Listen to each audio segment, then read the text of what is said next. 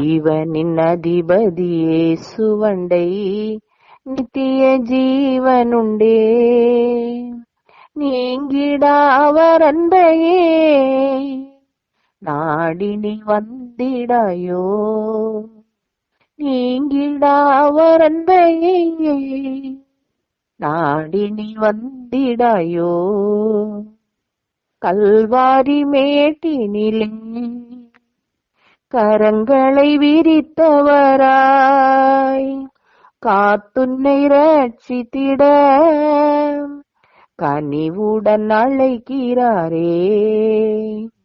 ஜீவனின் அதிபதியே சுவண்டை நித்திய ஜீவனுண்டே.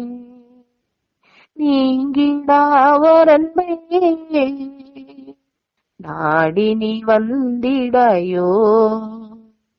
நீங்கிடாவர் அன்பையே நாடி நீ வந்திடாயோ.